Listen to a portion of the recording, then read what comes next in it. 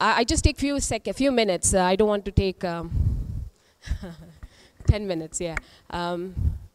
Into 2014. Even though I was brought up in a Catholic family, I had this serious thing about the retreats. In India, we have retreats all over, like all through the year, like, and it was very serious kind of preaching, like, and I always had in my mind, like, Catholic preaching is always, like, very kind of serious. When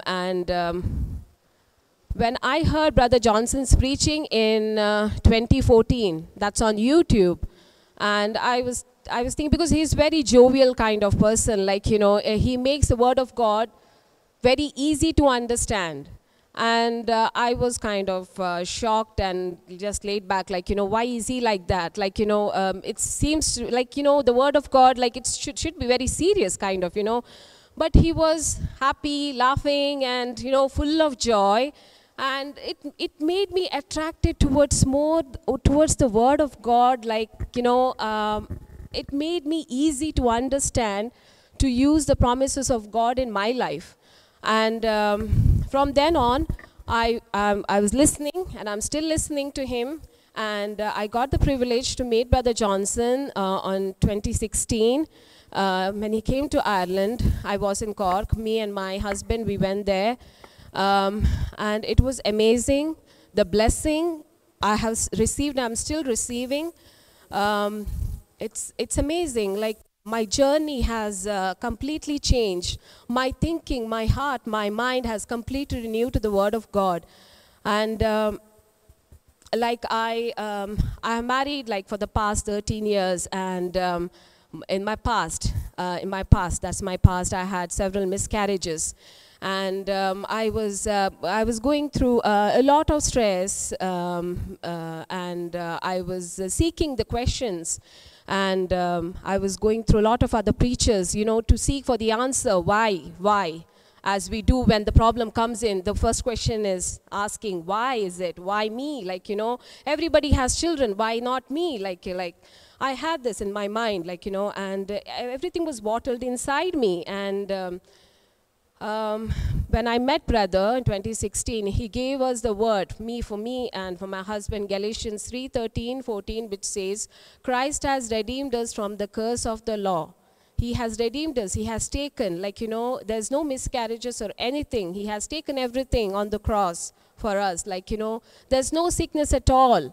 And like, it was hard for me to believe, like, it's hard. It's not that easy. It was hard. But like, when I was listening to the Word of God, like, it made so easy, because I was continuously listening, because the Word of God says, like, faith comes by hearing, by the Word of God. Not the world, but the Word of God. So that made me strong, me and my husband strong. And all these ancestral curses which I was told, and from my husband's side and all that, I was believing that. But when Brother preached us, and made us understood the Word of God, like, there's nothing, like, Lord has taken everything on him. There's no curse at all. And I was completely, like, I was free. My family was free. I was full of joy. Like last year when he came, he just explained to me. I was asking him so many questions.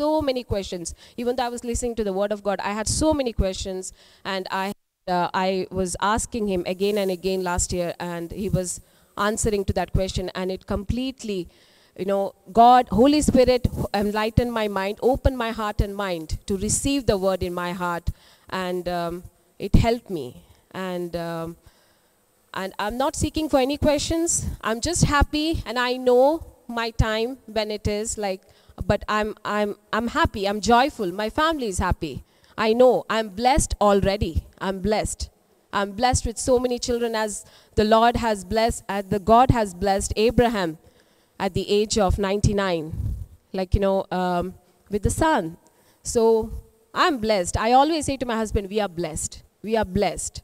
And the joy the happiness and the peace I have received from the word of God, claiming his promise, having the possession over the promise of God has made me and my family happy. And I believe in the word of God.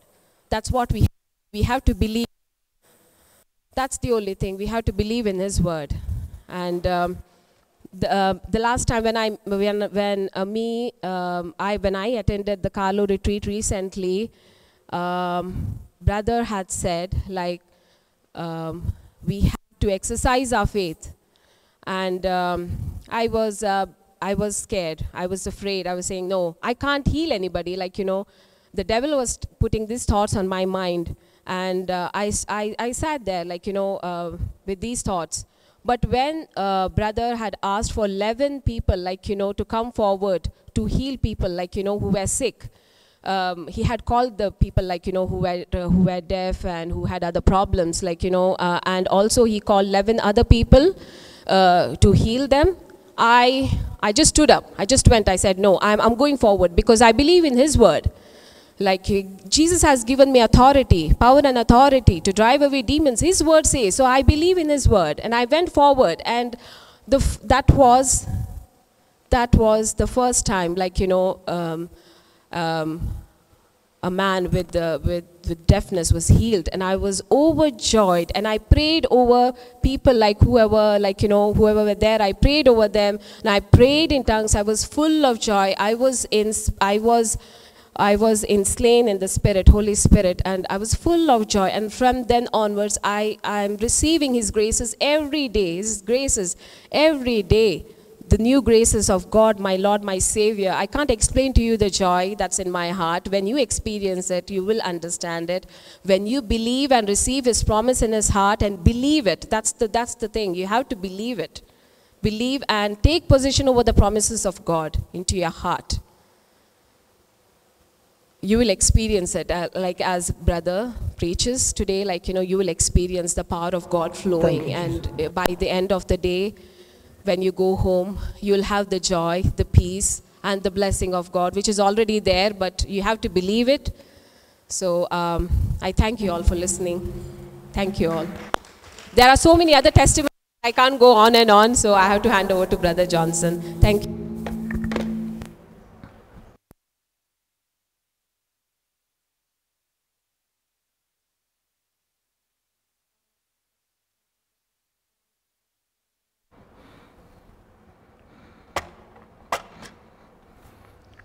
Praise the Lord.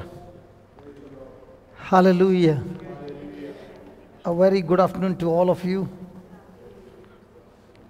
Hallelujah. Thank you, Jesus. Thank you, Jesus. Can we just close our eyes? Jason, just see the camera.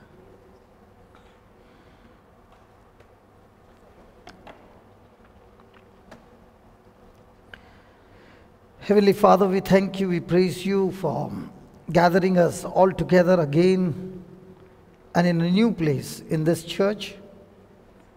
Thank you, Lord, that we, your children, are gathered here to listen to your voice, to listen to your word. Thank you so much that you have got great and mighty plans for us, plans only for our welfare, not for our destruction.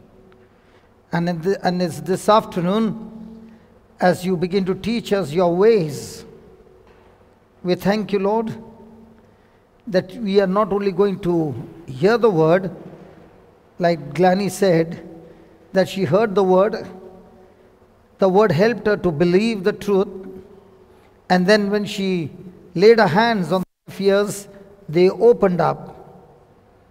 Lord, you are going to teach us the same, how your word operates and brings forth results. We thank you, we praise you for teaching us these truths. In the glorious name of Jesus, amen. Amen. Amen. Thank you, Jesus. Thank you, Jesus. Thank you, Jesus. Thank you, Jesus. Praise the Lord. Hallelujah. Thank you, Lord. So we are today going to study on taming a mind.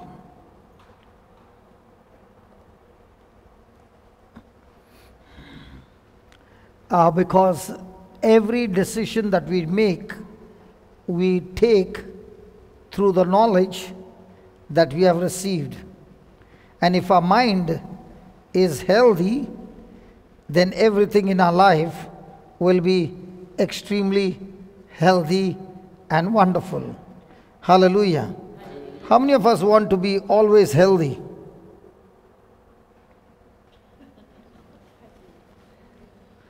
Hallelujah. Okay, let's see what the Bible has to say.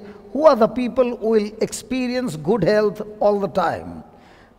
3 John verse number 2. 3 John verse number 2.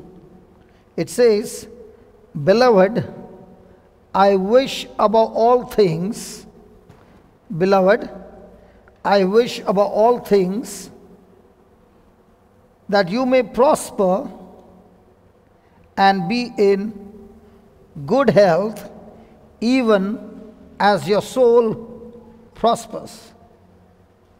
In other words, the Bible says, if your soul is sick, then everything in your life will be sick, relationship will be sick, health will be sick, finances will be sick, everything in your life will be sick. Hallelujah. So if your soul is prospering, so what's the meaning of the word soul is prospering? Your soul is your mind, your thinking, your emotions, your five senses, your reasoning.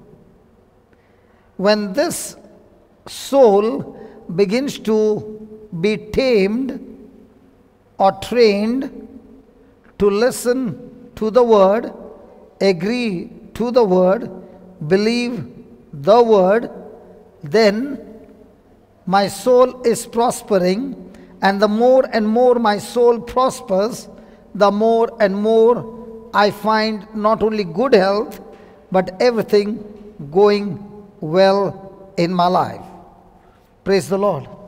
Hallelujah. So let's take an example from our day-to-day life. I believe we have all been to school. Yes, you said yes. So let me ask you, mathematics. You had 10 euros and you gave a poor man 7 euros. How many euros will you have? 3 euros. Are you sure? According to the Bible, how many will you have? Sorry? 14. Okay. I don't know how he got the figure of 14. That he has come from an Indian school. The Irish school taught us 3. An Indian school is teaching him 14. Yes, how many? 700. How did you get that figure of 700? 100-fold. Very good. How did you get that 100-fold? But where did you get that 100-fold? Which promise? Okay, let me show you the promise. Luke chapter 6. Luke chapter 6 and verse number 38. Luke chapter 6 and verse number 38. Give, and it shall be given unto you, good measure, pressed down, shaken together, running over, shall men give unto your bosom. With what measure you meet, with the same measure that you meet, with it shall be measured to you again. Now, these are the words of Jesus. And according to Jesus, when you give, it's not going to be subtraction, it's going to be multiplication. Now, all our life, we have been trained and taught to believe things that are seen or things that are unseen. The 3 euros, you can see it, you can touch it, you can feel it, and you can spend it. Is it right, sister? But the 700 that Jesus is talking about, can you see it? Can you touch it? Can you feel it? Can you use it? No. So which one do you choose to believe? Our minds are trained to believe things sensed by our emotions, by our senses. And the Bible talks about believing things that He has promised you, but they are unseen. So every time you say, I believe the Word of God, you are saying, I believe the Word of God not based on my senses, but based on my faith, which has no physical evidence, but only evidence, things not seen, but declared in the Word of God. So are we Christians who have trained a mind to rely, depend, and believe in agreement to God's Word, or to agree and believe in the circumstances and situations that we are going through, that we are experiencing in our day-to-day life? Which one? Come on, which one are we experts? Brother, you said 700. The answer is right. But in our day-to-day life, do we agree on giving or do we agree on receiving? Receiving. So when a person is receiving, is it going to multiply? No. But is the world going to teach you when you receive, it's going to be addition and multiplication? Hallelujah. Hallelujah. Thank you, Jesus. Are you following what I'm saying? Hello, are you following what I'm saying? And that's what we are going to learn now, how to tame our mind to agree and believe the unseen. Hallelujah. Hallelujah. When a person is saying, I am believing in faith, he's saying that I have received a word of God from the Bible and I have made a decision to agree to it, to believe it, even though all physical situations and circumstances and symptoms are against it, but yet I choose to believe it and agree it. And that's how faith helps me to establish the Word of God in my soul. And that's the test that everyone goes through. The test is not how much you prayed. The test is how much did you believe and what did you choose to believe. Did you believe what people said about you, or do you believe what Jesus says about you? The test is about what situations you are going through, or what situations when you are going through, what has Jesus promised you. And when a person chooses to believe in the unseen, the person lives a victorious life. Hallelujah. Now, I don't know about the Irish culture, but in India, when I go and I say I want to buy a new apartment, we buy apartments. So the apartment's construction is going on, and when we go there, he opens a drawing and shows me and says, this is your bedroom, this is your living room, this is your balcony, and this is where the garden is, this is where this is where that is, and he shows me in a piece of paper. And when everything is over, he tells you that this much is the size of the house and this much, all on a paper. And then he says, now give me 20% down payment. For what? Just because you showed me the drawing on a paper? How do they buy over here? Is it also on the paper? Or they show you the real house? On the paper. Now when they showed you the drawing on the paper, then they ask you for the down payment, isn't it? Yeah. And you have to give the payment based on the construction that takes place. But do you pay the money by just looking at the drawing? Yeah. Why? Because you trust the company. They have promised you, whatever we have put over there and whatever you see, the same you will have with the same measurement and all those things constructed for you. On the day you see everything, the last and final payment is made and the possession is taken over. The title deed is signed. Yes or no? Yes. So all this time, before the title deed is signed, are you in faith giving them the money? In the same way, when a person is looking into the Bible, the Lord is showing him the blueprint of those things that He has already done it, and it is your faith that will go and take the possession of those promises that God has promised you. So when you are opening your mouth and speaking, believing and speaking those words, you are actually establishing your faith and taking possession of that promise which is unseen. And by speaking and believing and speaking and believing, you are actually pulling it from the unseen world to the seen world. Yesterday was amazing that this man came and he said he has got diabetes. Now, diabetes is something that you cannot see with physical evidence. You have to go for a test and then you come. So, you know, when there is something that you cannot understand with physical symptoms, I'm not that interested. Because somebody has got a pain, somebody can't walk, and you use your faith and instantly they get healed. But when it comes to diabetes, God only knows when He'll go for a test and then we'll come to know. Okay?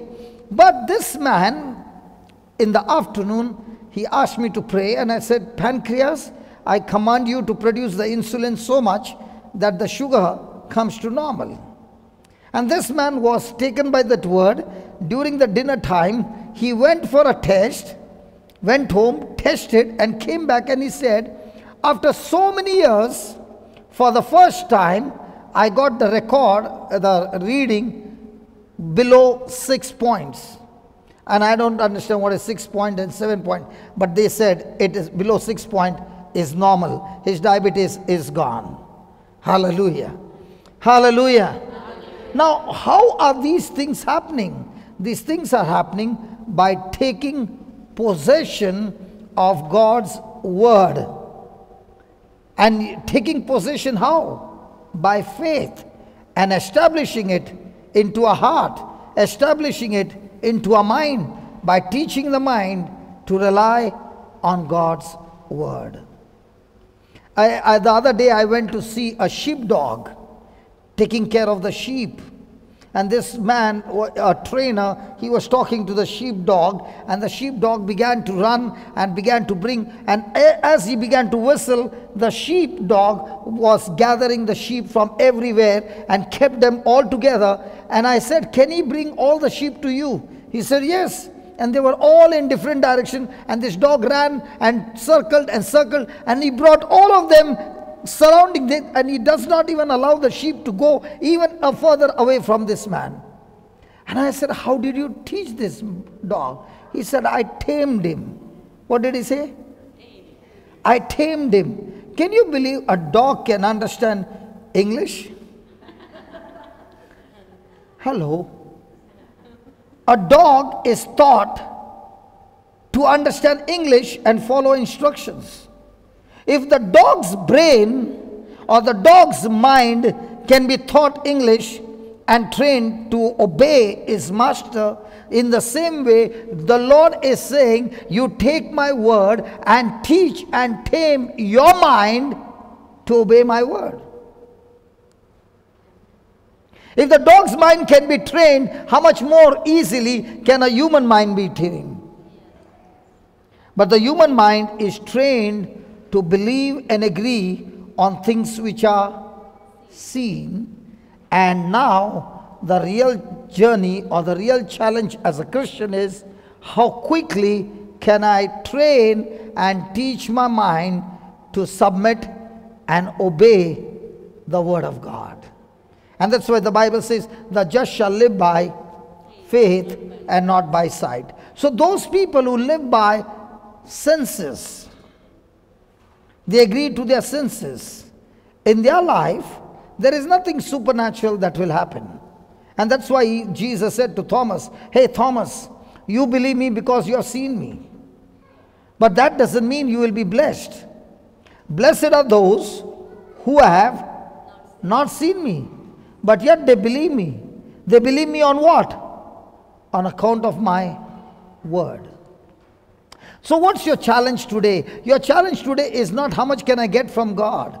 Your challenge today is how much can I teach my mind to believe and agree to God's word. And the moment I believe and agree to God's word, I just got connected to God. Now everything from God is downloaded, manifested in my life. For example, there is a Wi-Fi over here. Everybody is saying, I want a net connection. And you are praying and praying and praying. Will you ever get connected? No. What do you need? No. The password. What do you need? The password. The moment you get the password, now you're connected. Now can you use the internet? Yes. In the same way, what do you need? You need the password. And what's the password? To teach your mind to agree to God's word. And whatever God is saying in his word are things which cannot be sensed by our senses, but needs to be sensed only by faith, believing and agreeing on those things not seen. Hallelujah. Hallelujah. And once we understand that all supernatural things in our life can be manifested by teaching my mind to agree to God's word, that's why the devil or Satan is always attacking our mind. Have you ever seen a fight between a snake and a vulture and an eagle? Have you ever seen a fight between a snake and an eagle? An eagle will never dare to fight a snake on the ground. Because if it's on the ground, the snake is too sharp and can attack and kill the eagle. So how does the eagle fight? The eagle looks at him from that height and in a fraction of a glance dives strongly, and even before the snake can understand, it picks it from the ground. It does not land and then pick. In the flight it picks it up. The moment it picks it up and the snake is lifted in the air, the snake has absolutely no power to fight back, because the eagle has taken it from the ground level to the another level where the snake is not fit to fight. In the same way, the devil knows that I can fix up the man and destroy man if I can make him fight based on sight. That's why he all the time uses your eyes, he uses your ears, he uses your feelings, he uses your touch to fight with you and communicate to you based on things seen, things contradicting to the word of God. And our real fight is not to agree to things that are seen, but to agree to his word, things which are unseen. And remember, that's why people get depressed. Have you ever heard the word, I am so depressed? Means what? Satan has attacked this person's mind and forced that person to think and think and think and think and think on his situations, circumstances, pain, sorrow, hurts, which are felt, and he keeps making that person think over it over and over again. The person is in depression. And that's what we find Jesus also fighting the battle before he could go to the cross in the Garden of Gethsemane. There's a fight taking place, and the fight is Satan trying his best to get Jesus into his emotions, into his feelings, and beat Jesus up in the Garden of Gethsemane by using his emotions so that he would not go to the cross. And Jesus fighting back with the devil by holding on to God's promises. And there Jesus is praying to the Father 3 times, Father, if it's your will, take this cup of suffering away from me. Now, Jesus is not fighting the battle over there on a physical realm. Physical is willing to be crucified. Physical is willing to die. Physical is ready to be abused, tortured, insulted. He is ready for all that. But he is not ready for one thing. That when he would hang on the cross and he would be made to be sin who knew no sin, his Father would turn his face from him and reject him. And when he would be rejected, he would be separated from his Father. So Jesus is fighting the battle where he's saying, Father, I'm willing to die, but I'm not willing to be separated from you. And the Father is saying to the Son, listen, Son, the only way you and I can bring salvation to this human race is when you take their place and become sin for them. Every sin of theirs will be put on you. And when I see sin in you, I have no relationship with you. I have cut off my relationship with you, and it has to be done. Without that, there is no salvation. And the Son is pleading to the Father 3 times. Everything in his emotion is saying, God, my Father, I don't want to be separated from you. And the Father says, Son, you will have to go through it. And then Jesus makes a decision. He makes a decision to agree with his Father, not on his emotions. And after that, you don't find Jesus wavering even once, even till his last breath. Did he have to teach his mind? Yes. How did Jesus teach his mind? How did Jesus teach and tame his mind? Let's see how Jesus did it. Hebrews 5, 7 and 8. Let's see how Jesus did it.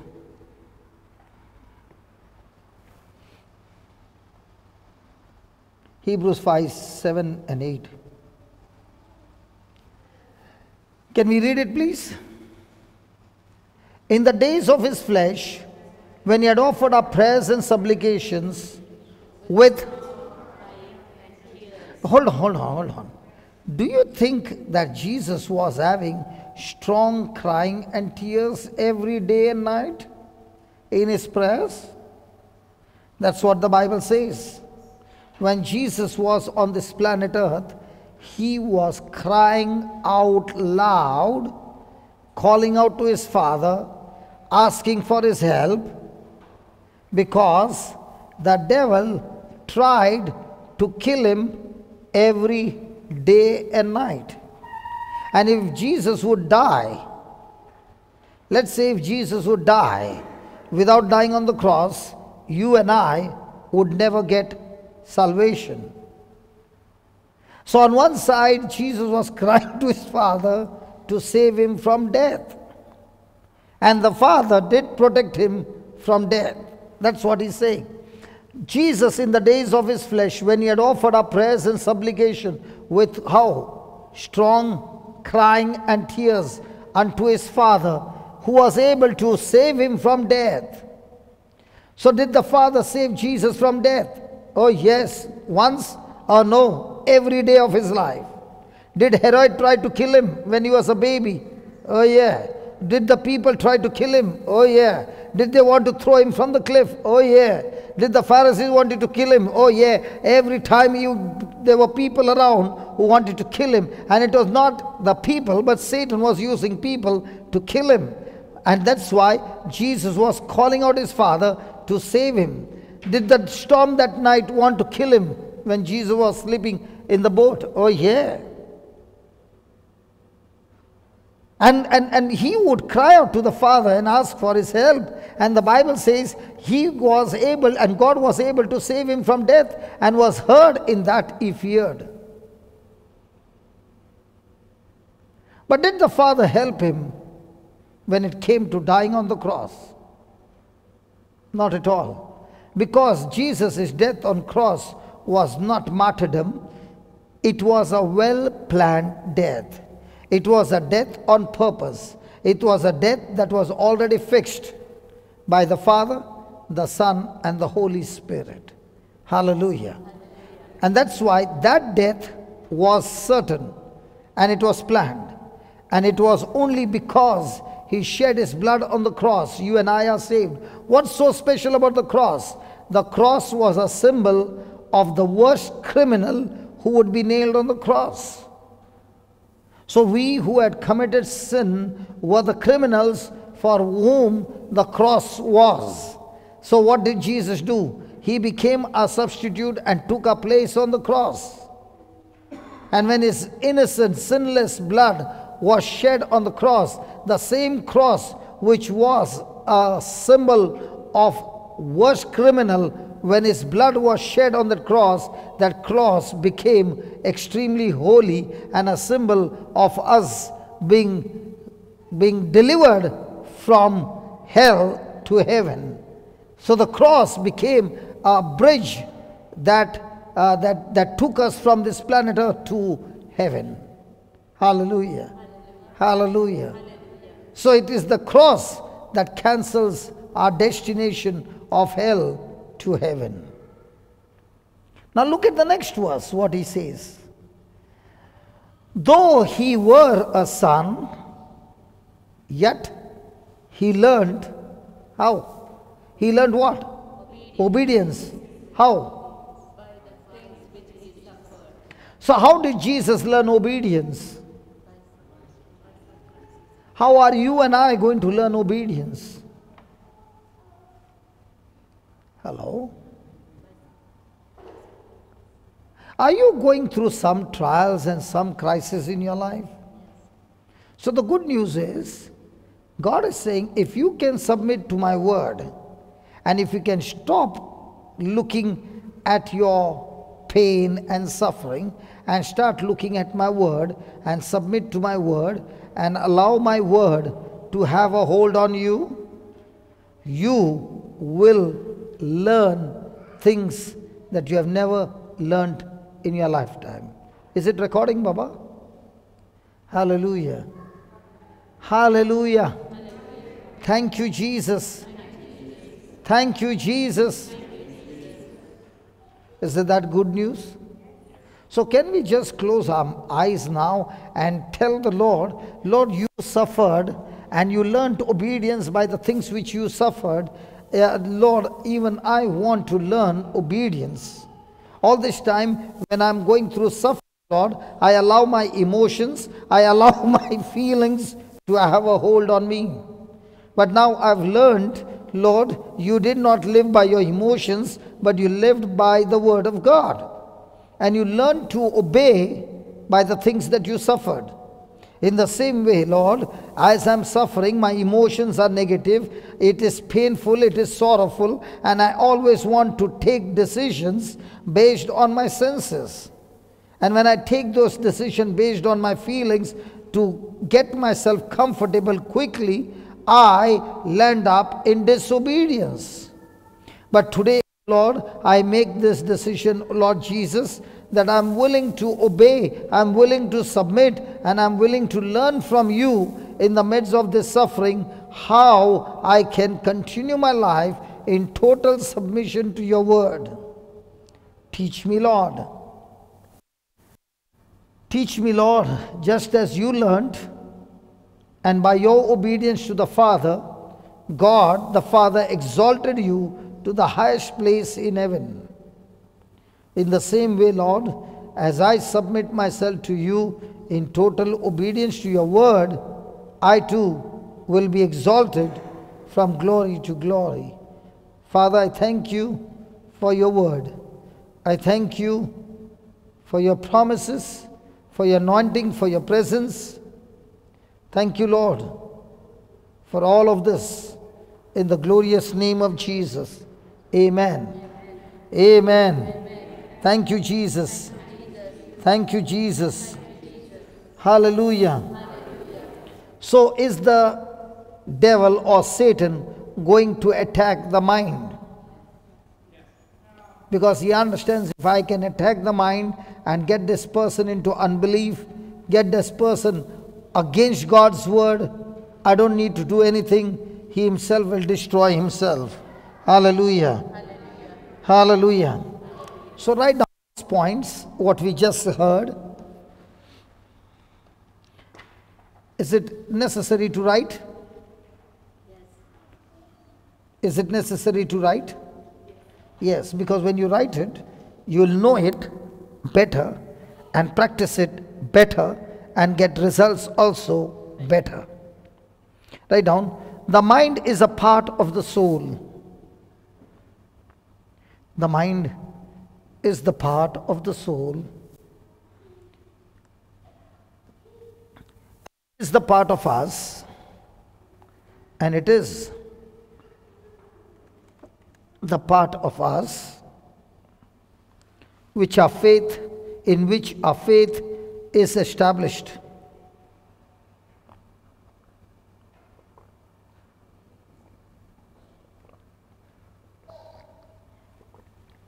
In which our faith is established.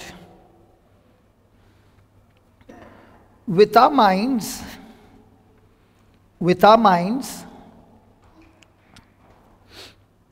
we take possessions. With our minds, we take possessions of what Jesus has done for us. With our minds, we take possession of what Jesus has done for us. For this reason, Satan attacks the mind. For this reason, Satan attacks the mind.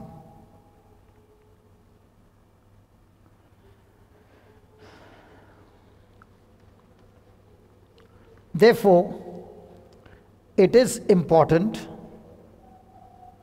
Therefore, it is important that we tame the mind,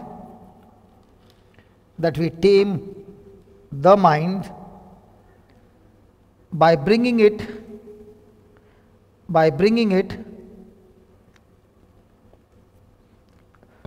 under submission,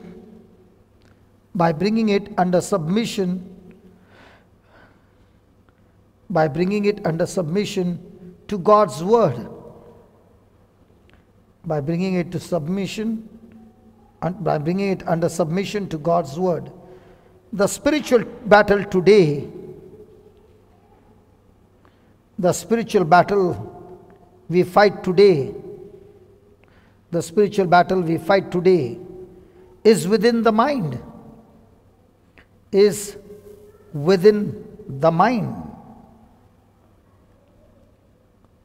Our victory is obtained, please underline that. Our victory is obtained through our thinking. Our victory is obtained through our thinking.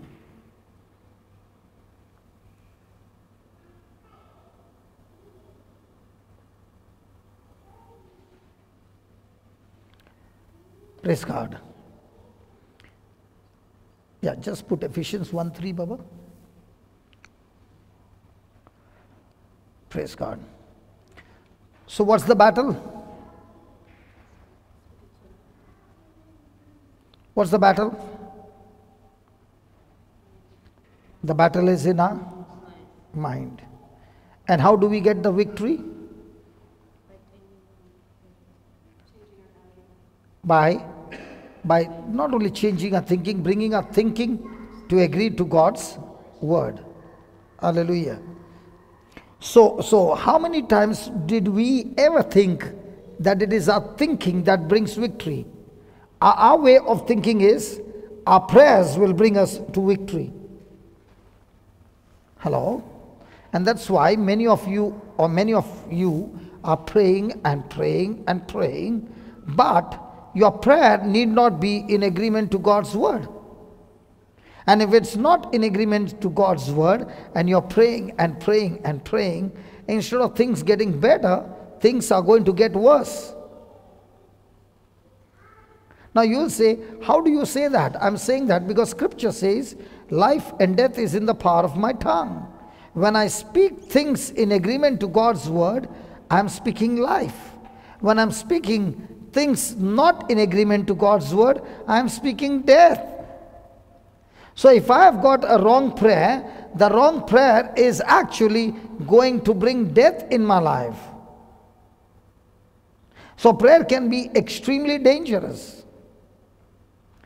If I say a wrong prayer and I keep continuing the wrong prayer, that wrong prayer will bring forth the wrong manifestation in my life.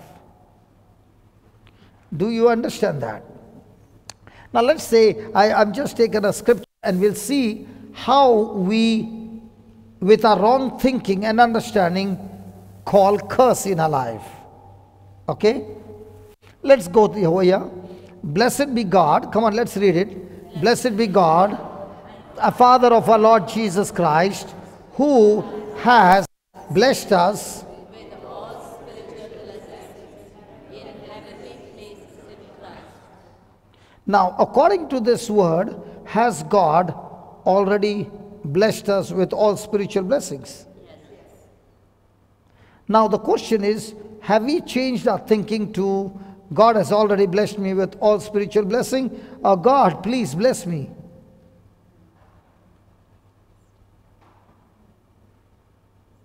Which one? God, please bless me, or God, you have blessed me with all spiritual blessings? God, please bless me.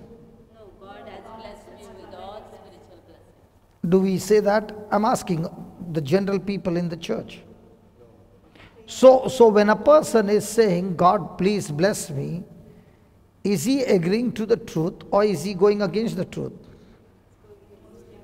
Now let's take, for example, this scripture. God has already blessed me with all spiritual blessing. If this word is true, then can the word that family tree and ancestor curse be also upon me?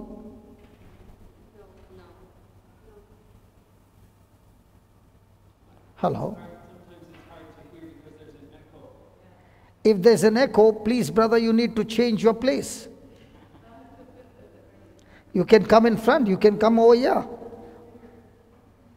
If you find that there is an echo, which I cannot help it because I have to keep the speaker loud, you can change your place because it won't be echo in all the place.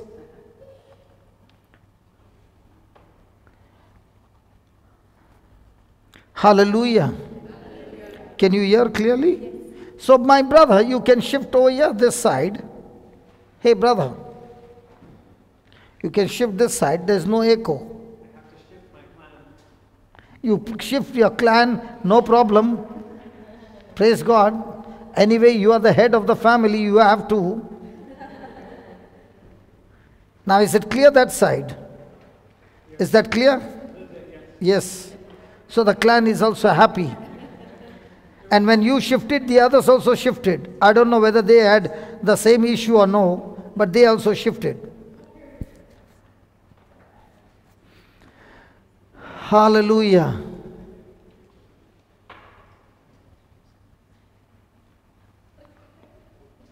Thank you, Jesus. Now, we were saying,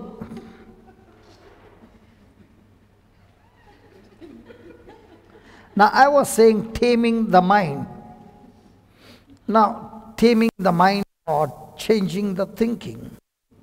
Now, according to the scripture, blessed be God and Father of our Lord Jesus Christ, who has blessed us with all spiritual blessing, except the ancestral curse.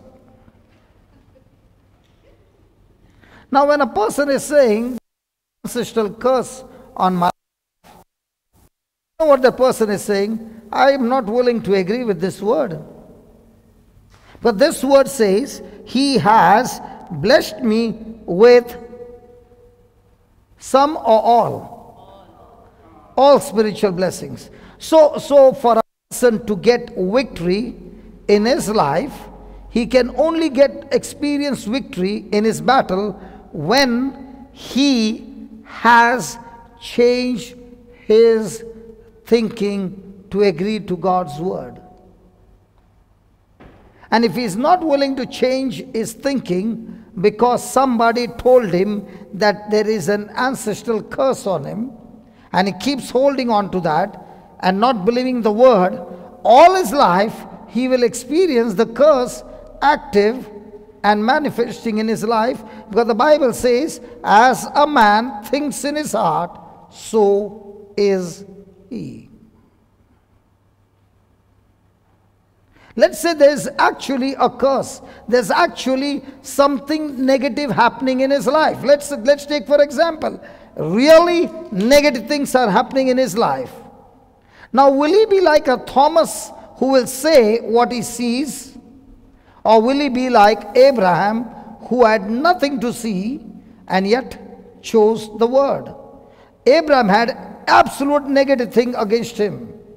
He was an old man, his wife womb was dead, never had children. So every physical evidence was against him.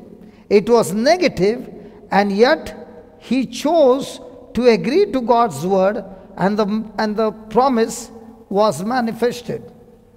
In the same way, the question is, you too might be experiencing negative things happening in your life, but are you going to allow those negative things to draw you into thinking on what you see or hear or feel or touch or speak?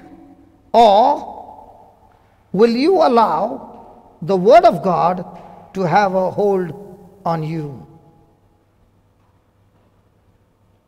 And that's why for years and years, people still operate in bondage, because they fail to change their thinking. Battles are won and battles are lost based on our thinking. Adam and Eve lost the Garden of Eden based on their thinking, because they thought what word Satan said was true. And they got so deceived that they doubted God's word and obeyed Satan's word and lost everything. And even today, Jesus has finished for us everything on the cross, and you and I are supposed to just receive it by faith. But Satan today also destroys us by making us believe the lies of the devil, causes us in deception, and we choose to believe the physical evidence and not the spiritual evidence. Because when you see a person who is sick, at once out of your mouth will come, this person is sick. But that's a fact, what you are speaking. The truth is, by stripes we were healed. So the question is my mind trained to speak facts, or is my mind trained to speak the truths? And if my mind is trained to speak the truths, then I can destroy facts every day of my life. You must ask a question to yourself: is my life governed by facts, or is my life governed by truths? Truths are what God speaks, what the word of God says. Facts are what your situation, circumstances, and all other things around you says. And the real battle is, which one do you choose to think on? Hallelujah. So the person says, I am so depressed. What is he saying? He is saying, I am thinking, rethinking, meditating, and focused on all those things that are seen, heard, and felt. But the person who is saying, I used to be stressed, depressed, but now I'm set free. What is he saying? I used to all the time think on things that are seen, but I made up my choice now no longer to think on those things, but to keep thinking on what God has said in His Word, and continue to think on God's Word, and that Word of God has delivered me and set me free. So on one side is what Jesus has finished it all for us on the cross. Evidence not seen. On the other side is what crisis you are going through, which you can see and feel. So the question is, which one do I choose to believe? Which one do I choose to agree?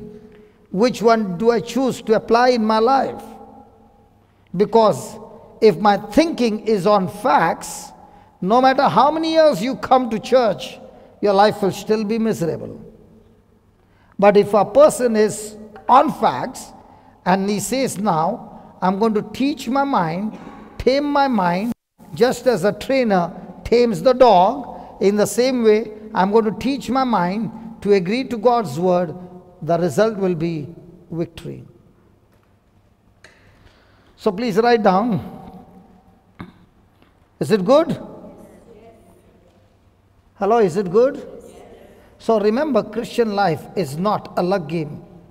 Christian life is a game of skill, where you teach your mind to believe, to agree, to speak, and to act on God's word. Even if you are the only one practicing it, and everybody will be making a joke out of you, pointing finger to you, accusing you, and all those things, but you still stick to it, the final result will be victory.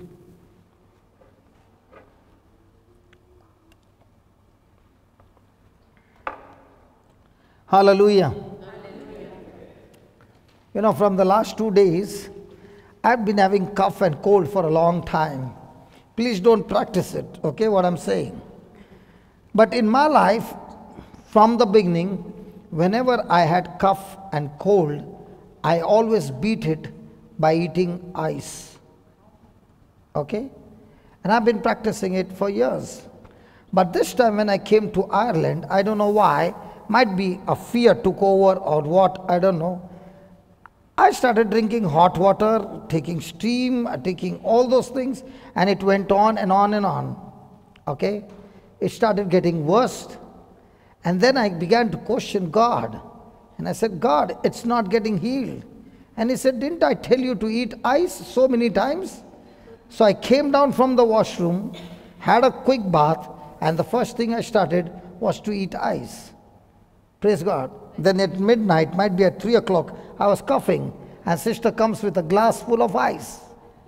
She knocks at the door and she says, I think this is your medicine. And she gives me, and I eat that ice for the next hour, and eating, and in the morning, everything is cleared. Praise God. Now, medically, if you ask me, a person who has got fever, cough and cold, and he takes ice, he'll end up in the hospital with bronchitis. The same way, anybody vertigo? Anybody suffering from vertigo?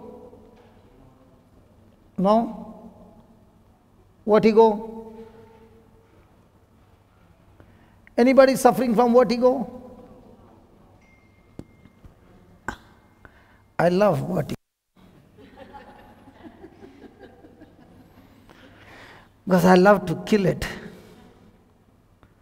Brother, vertigo? God, at least get somebody with vertigo. Nobody? Hallelujah. Thank you, Jesus.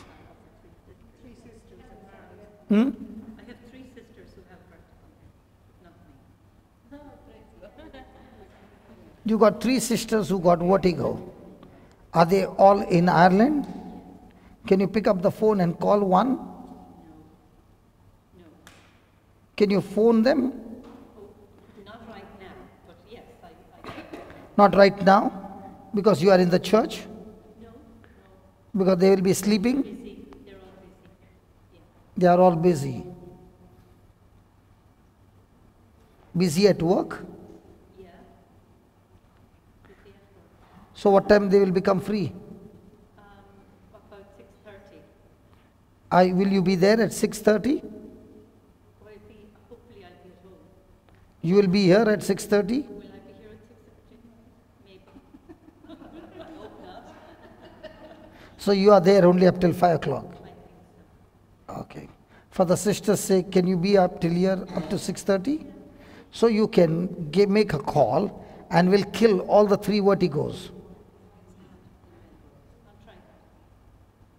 For your sister's sake, you can't be? If they're willing to. No, you have to only give a call. I will do the killing. I love to kill vertigo. They'd be very delighted if you can.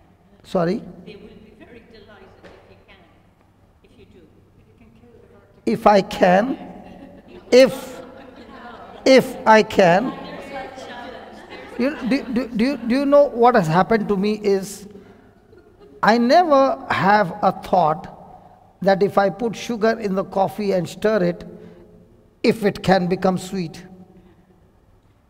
Do you say it that way when you put sugar in the coffee, if it can become sweet? What do you say? It has to become very sweet. In the same way, when you understand the authority of Christ, now you say it has to be killed.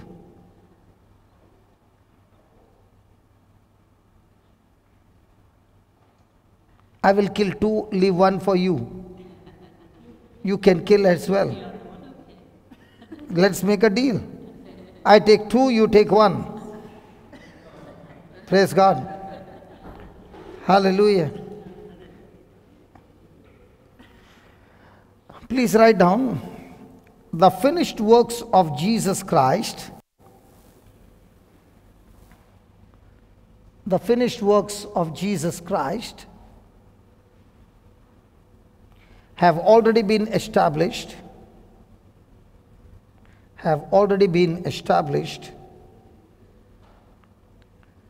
within our spirits,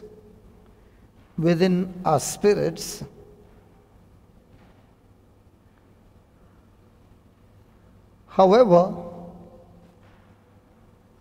we have to establish those,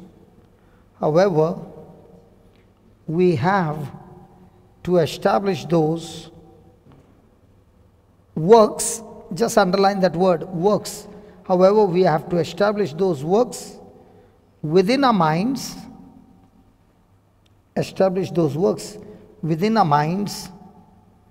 in order to see the manifestation,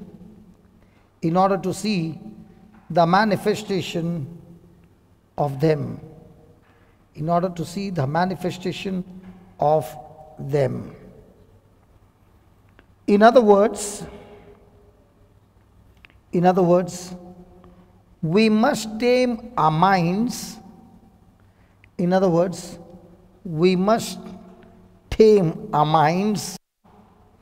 So that we can receive,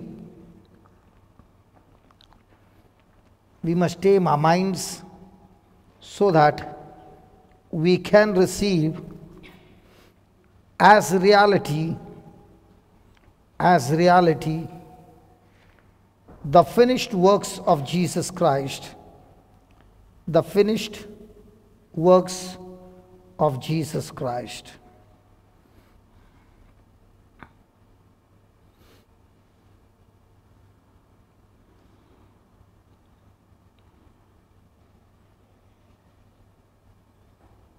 Praise God.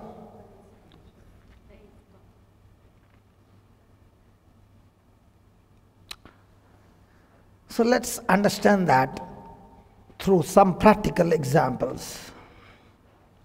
Do you have any sickness or pain in your body?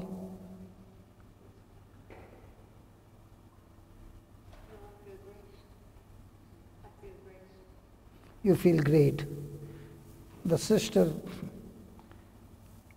does she have any sickness in her body?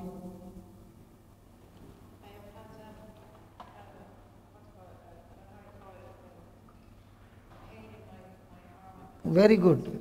Very good. Praise God. Praise God. Very good. Lovely. Beautiful. Can you come here, please?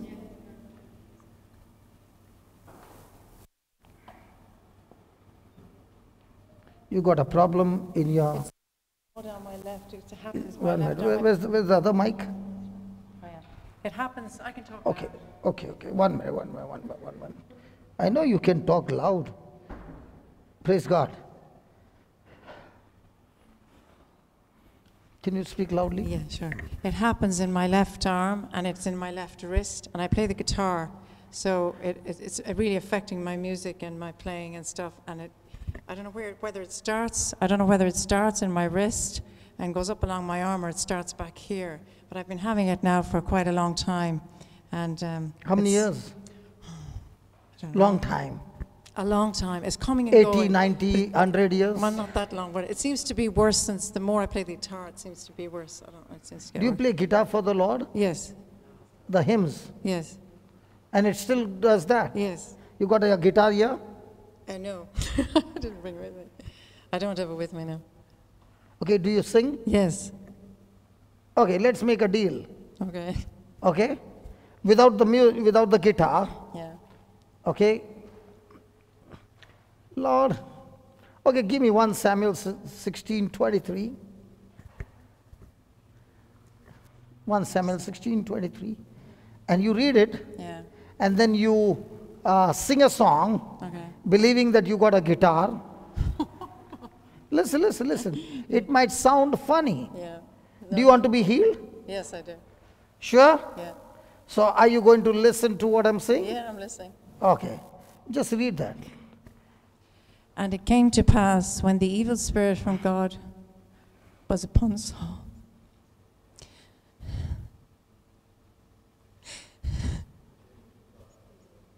that David took a harp and he played with his hand.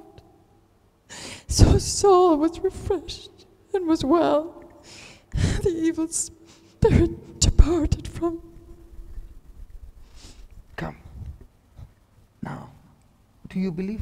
Yes, Close your eyes and say this. Lord Jesus, Lord Jesus, you have given me the gift you've given me the gift to play the guitar. to play the guitar. Lord, Lord, I never thought I never thought that the guitar that the guitar can get the evil spirit out. could get the evil spirit out. Lord Jesus, Lord Jesus, I thank you I thank you for teaching me for teaching me that from now on, that from now on, when I play the guitar, when I play the guitar, the evil spirit this evil spirit just leaves my body just leaves my body permanently. permanently. Come on, sing a song. Come on, go ahead. Sing a song. I worship the Lord in the beauty of holiness. I worship you, Lord, and I seek your face. I worship you, Lord, by the blood of Jesus. I approach your throne and I seek your face. I worship you, Lord, in the beauty of holiness. You're set free. Come on, I sing it. worship you, Lord, and I seek your face. I worship you, Lord, by the blood of Jesus. I approach your throne, Lord, and I seek your face. I worship you, Lord, in the beauty of holiness. I worship you, Lord, and I seek your face.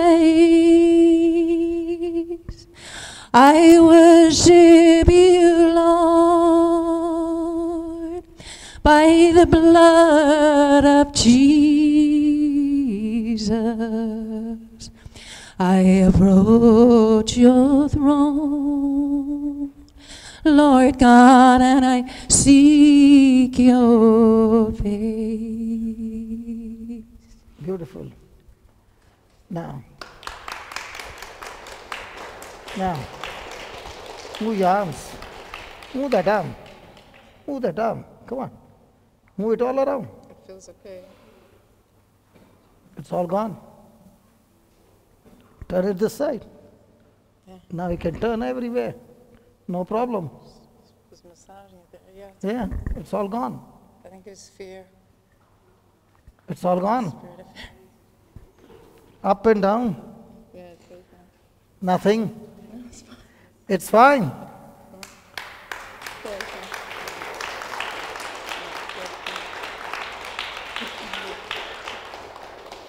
And from now on, when you take the guitar Yeah. and you play, you'll find people being healed of sickness and disease. Do you want that? It's been my prayer. It's been your prayer? Come on, hold my hand. Close your eyes. Brendan, just hold her. She's going to go down like a stone. Father, I thank you that she had this prayer for a long time. Lord, take her in your arms and soak her, Lord, with your fire, with your fire, with your fire, that her hands, her lips, all anointed with music, with music. Touch, touch, touch, touch, touch, touch, touch, touch, touch. Lord, let her be all drunk in your spirit, drunk in your spirit, drunk, drunk, drunk, drunk. Oh yeah, oh yeah, oh yeah, oh yeah. Her whole body on fire for you. Thank you, Jesus. Thank you, Jesus. Thank you, Jesus. So that from now on she uses a guitar as a weapon against the powers of darkness, Lord. And evil spirits just go out of the bodies of the congregation, O Lord. Thank you and praise you for this. In the glorious name of Jesus. Amen.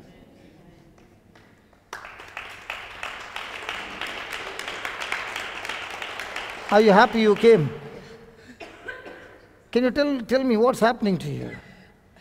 It's hard to explain. It's hard to explain because I've struggled with terrible fear all my life. And the fear has just left you. I think that God's been dealing with it in an ongoing process. Like I seem But to, it's over. yeah. It seems to be. Say that God has not given me. God has not given me a spirit of timidity or fear, but a spirit of power, love, and a sound mind. So you know the scripture. Yeah, I do. So it's time now to believe and change your thinking. I pray it over myself all the time. Yes. So Yeah. you are free. Yeah. Say that I'm free I am free. from all fear. I am free from all fear. No more depression. No more depression. I'm a soldier of God. I'm a soldier of God. Hallelujah. Hallelujah. So the next time you come, bring the guitar and come. Will you do that? Are you coming again? So, Well, we're not sure. Yeah. We can't because on Sunday we have to go somewhere with our daughter. and on Sunday? Yeah, we're going Saturday and Sunday somewhere with our daughter. So Monday? She's singing and does music as well, so she's got. Okay. So when I meet you in October, Yeah. praise God. Can we give the Lord a big hand?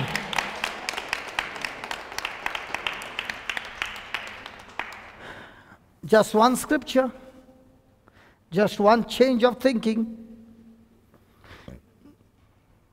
What is the daughter asking her? Mom, is it real? Daughter asking you.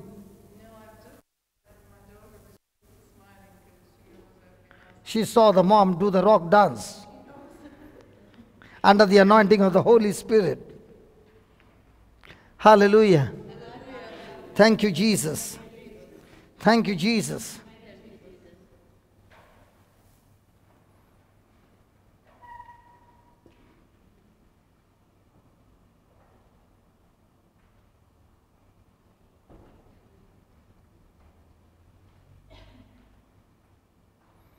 What's your issue? What's your problem? Anxiety, I think. Anxiety. And Anxiety.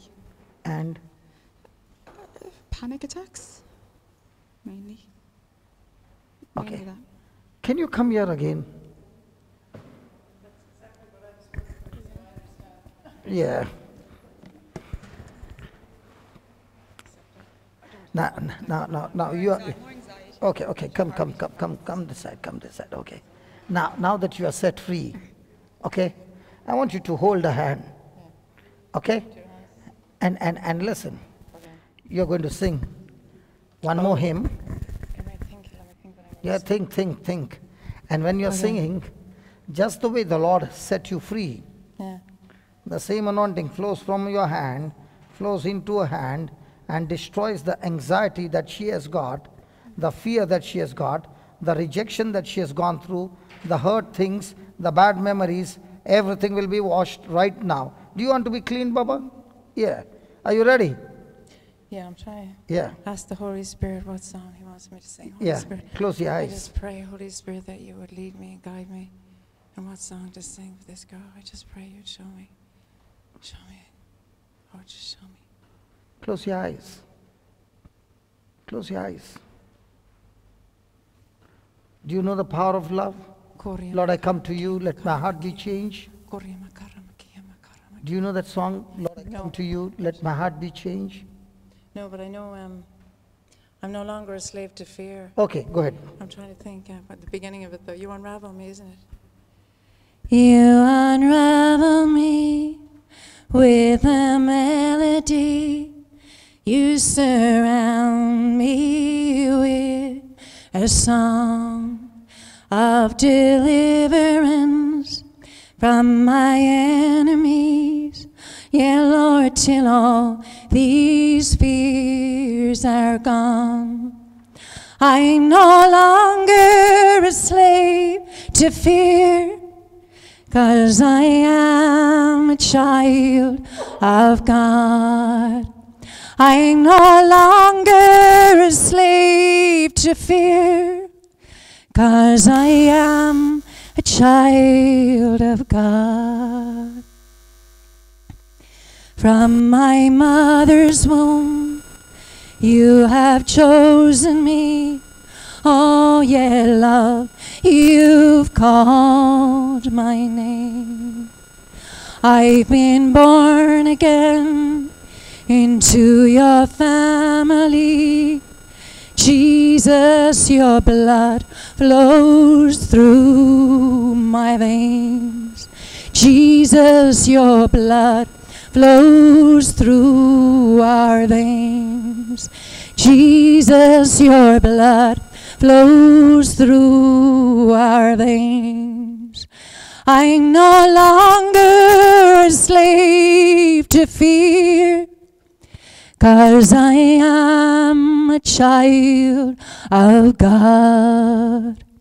I'm no longer a slave to fear, 'cause I am a child of God. I am surrounded by the arms of a Father. I am surrounded by songs of deliverance. I am surrounded by the arms of the Father. I'm surrounded I am surrounded with songs of deliverance. by songs of deliverance. We've been liberated. Thank you, Lord. From our bondage. We're the sons and the daughters. Let us sing our freedom.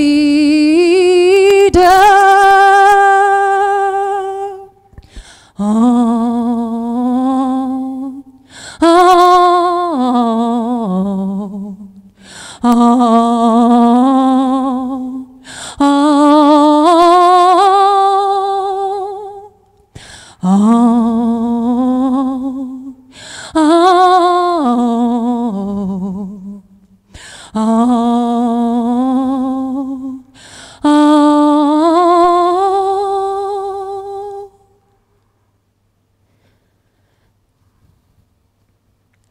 Jesus. Give me a hand. Loving Father, we thank you that this child of yours, whom you love so much, is no longer a slave to fear. Lord, it is your anointing that has touched her. Your anointing that removes the burden and destroys the yoke of death. Lord, it is you who has formed her. It is you who has named her. It is you who have carved a name on the palm of your hand. It is you who planted her in a mother's womb. It is you who delivered her out of her mother's womb.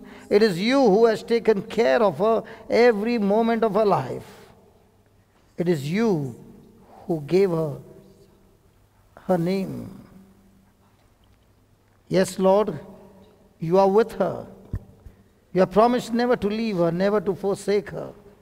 Yes, she is going through the waters, through the deep rivers, but she shall not be drowned. Yes, she is going through the fire, and the fire will not be able to consume her, because you, the mighty God of Israel, the God of Abraham, Isaac, and Jacob, is with her. The Father of our Lord Jesus Christ, the Father of all comfort, the Father of all mercy, comforts you. Do not remember the things of long ago. Don't even consider them. Don't even think about them. See, I'm doing something new for you. Why don't you perceive it? In the wilderness, I'm making for you a highway. In the desert, I'm making rivers for you. Do not fear, for I am with you. I am the Lord your God, the Holy One of Israel, who upholds you with my victorious right hand. Do not be dismayed or be fearful. Be courageous and be strong, for I am the Lord your God, who is with you. I am with you. I will not leave you. I will not forsake you. You are mine, says the Lord. Thank you, Lord Jesus. Praise you, Lord Jesus. Thank you, Lord, for setting her free from all anxiety, from all fear. And this same child will one day be proclaiming the word of God with boldness and with the demonstrative power of your Spirit, O Lord. Thank you. Thank you for transforming her life. Thank you, Lord, for breaking the stronghold in our mind and restoring our mind completely. In the name of Jesus. Amen. Thank you. What was your experience just now? Can you tell us? A warmth, actually. I felt warm inside. You're feeling extremely warm Warm, calm. and calm. Yeah. The Spirit of God Peace. has set you free. Thank you. Now you're laughing. Yeah. Thank you. God bless you.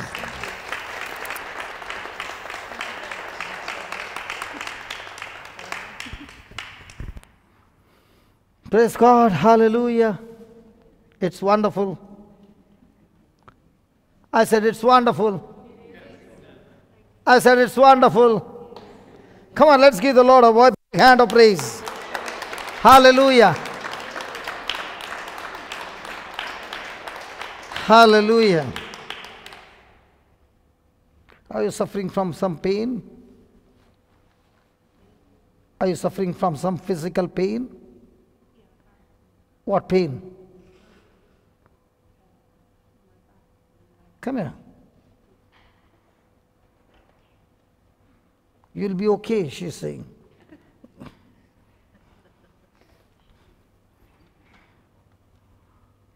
Just tell us, what is your problem? Up and down, I've had back problems, and lately I seem to get pains in my hands, and my fingers, and my toes. And that My pain neck. is, so you got a pain all over, Ish, yeah. But and it's all the bones. seems to be, yeah. Yeah. And you my want hips. to be set free. Yeah. I've been saying prayers and What have you been saying? I've been saying, I thank you, Lord, that Yeah, what have you been saying? my body is healed and that I'm pain-free. And it keeps coming back. Okay. So maybe I'm not believing enough, I don't know. Okay. Okay, give me a hand.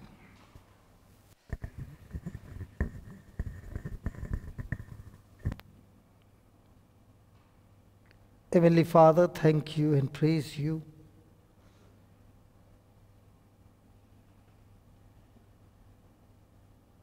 O Spirit of God, you are the Spirit of liberty. You are the Spirit of freedom. The sister believes in you. She believes in you. Let every infirmity be destroyed in her body. In the name of Jesus, all you spirit of infirmity, be destroyed now. Be destroyed now. Be destroyed now. Now. Now. Receive freedom. Complete freedom. Complete freedom. Freedom. Freedom. Free. Be free. Be made free now. Now. Now, from every infirmity, go out, out, go out. Yeah, just lie down there. Go out of her, out of her, out of her, completely, completely, completely, free, free, free. Now the Lord is the Spirit, and where the Spirit of the Lord is, there is liberty, liberty, liberty. The Spirit of the Lord is upon you. God Himself has anointed you and set you free, free, free, completely free. Thank you, Jesus. Completely free, free. In the name of Jesus, complete freedom. Complete freedom. Thank you, Jesus. Thank you, Jesus. Thank you, Jesus.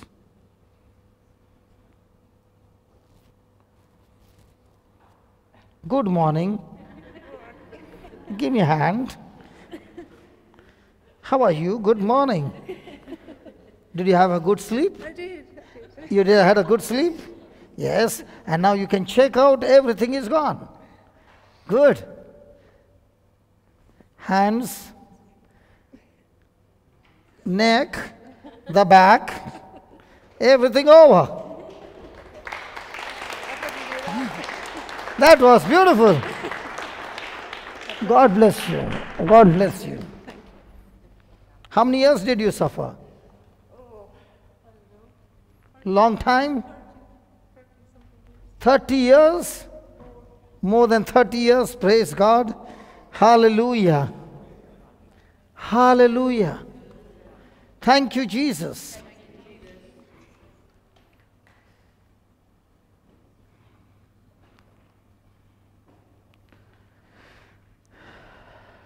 How do you feel after 30 years freedom? Very good. Are you crying because you got freedom?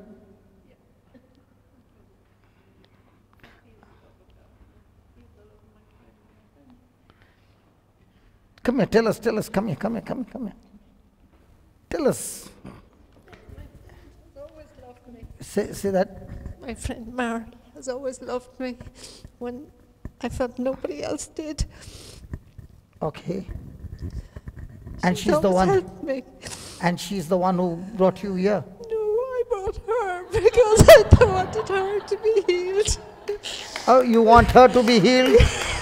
What is she suffering from? Lots of things. Lot of things. Come. Now you'll have two of us at it.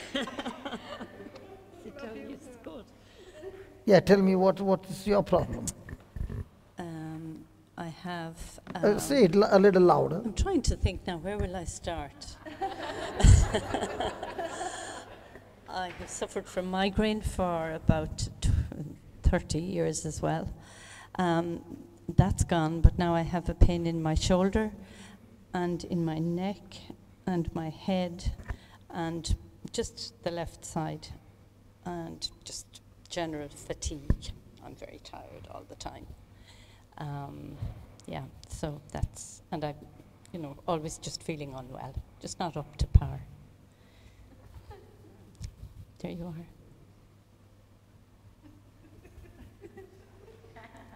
Are your eyes real?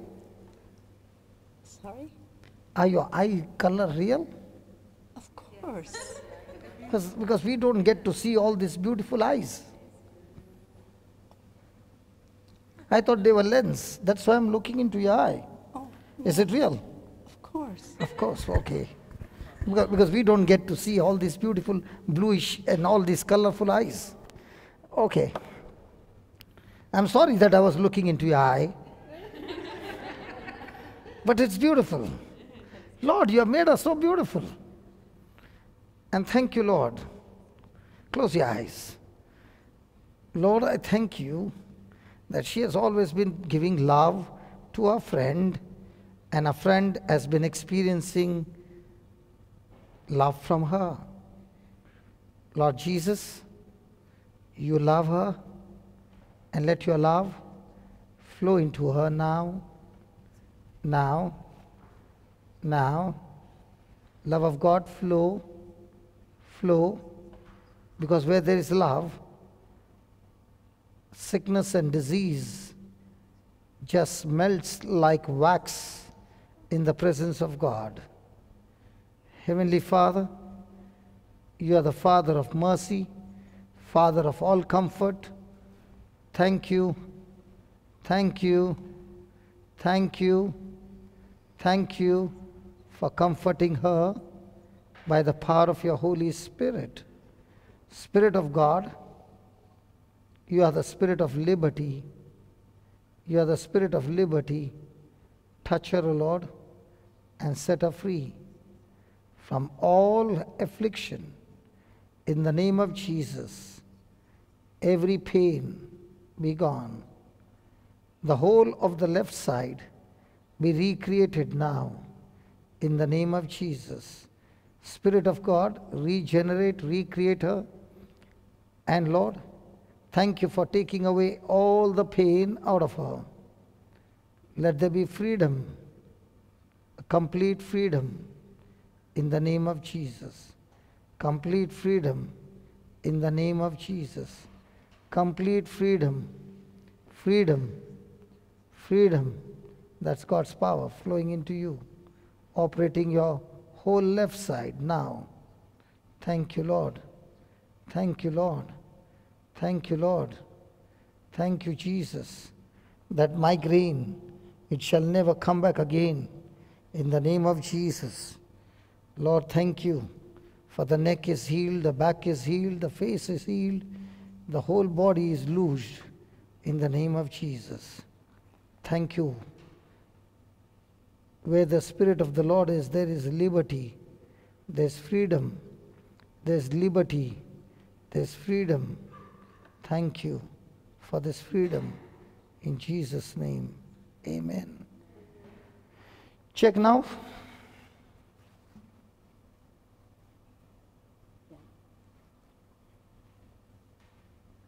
Still a bit tender, but...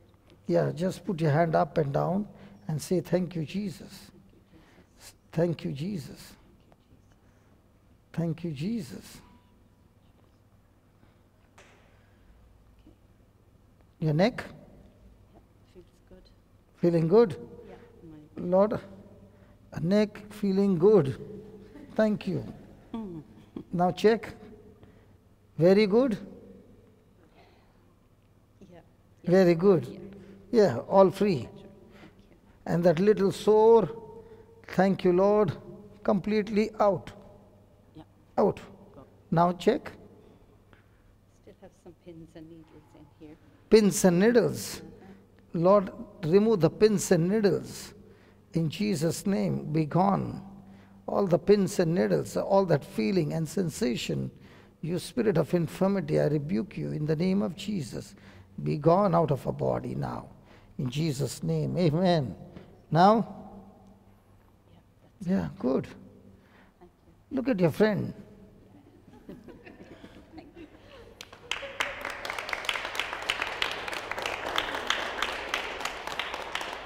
How many years did you suffer?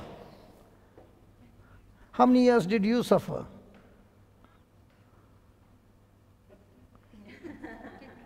Yeah, about 30, I'd say.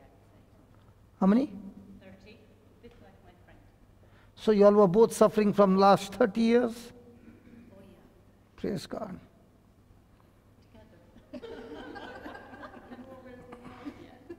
Are you happy to be free? Very happy. Come on, write down. Very happy. In other words, did we finish? Yeah, in other words, we must be our mind so that we can receive As reality. Okay. A wandering mind is the devil's playground.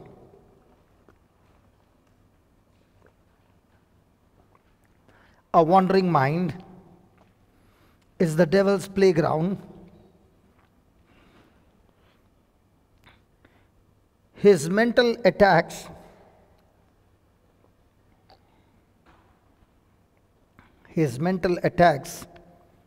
consist of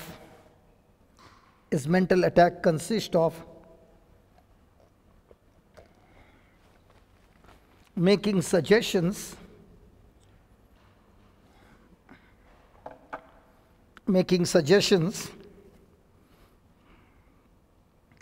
to cause us to think,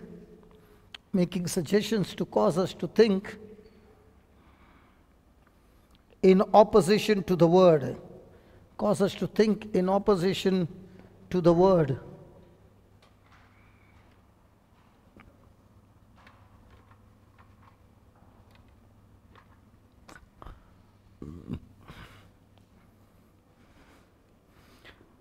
Our attention should be given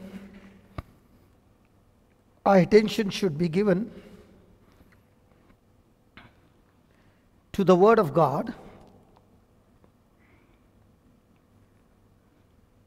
Attention should be given to the Word of God. Our state of mind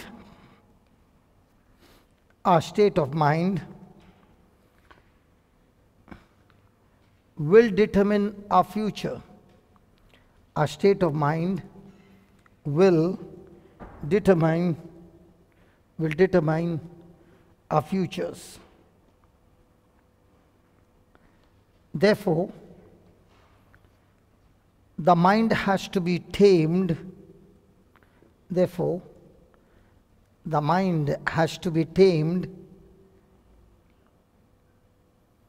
With the Word of God. Therefore, the mind has to be tamed with the Word of God, not merely positive thinking.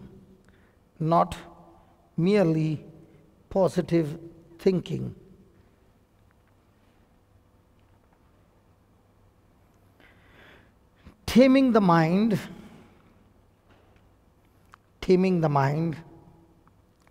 requires a constant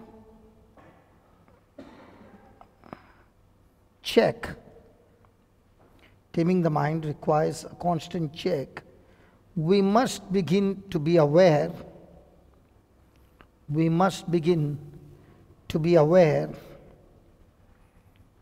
Of what we are thinking about.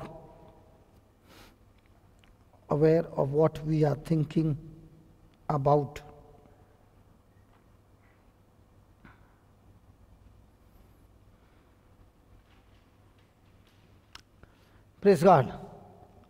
So every time we are anxious or worried or stressed out, is it a wandering mind or is it a mind fixed on God's word?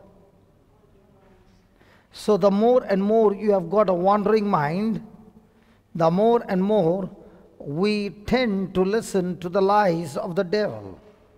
We tend to listen to the suggestions of the devil. So what is the devil's very powerful tool that he uses against us? Suggestions. Different kinds of knowledge to create distraction in our focus to the Word of God. Hallelujah. Hallelujah. Do we get into this wandering mind? So a person who is thinking opposition to the Word of God is now in a wandering mind, and that wandering mind will not only destroy you, but it will torture you and destroy you every day of your life. Now in both these conditions that we just now saw the deliverance, all I used was in 2 Corinthians 3:17, just one verse. And that verse says that when a person repents and comes to the Lord, the Spirit of God will give you liberty. The Spirit of God will give you freedom. Hallelujah. So all that I had to do was take that scripture, think on it, and speak that scripture believing. Did the Spirit of God get into action? Come on. Now the Lord is the Spirit, and where the Spirit of the Lord is, there is freedom. There is liberty. Hallelujah. Are we baptized in Jesus? Yes. Did we receive the Holy Spirit? Yes. Is the Holy Spirit with us? Yes. Is the Holy Spirit going to give us liberty? Yes. Not necessary. If we have got a wandering mind, then the Spirit of God cannot work for us, because now we have deactivated the Holy Spirit in our life and activated the evil spirit in our life.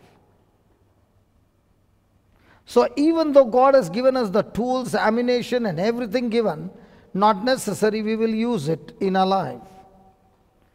Being deceived, not knowing the truth, not having the knowledge of the word, we will be using the tools of the enemy, believing that these are the tools which will work for me, but actually speaking, these are the tools that will work against me.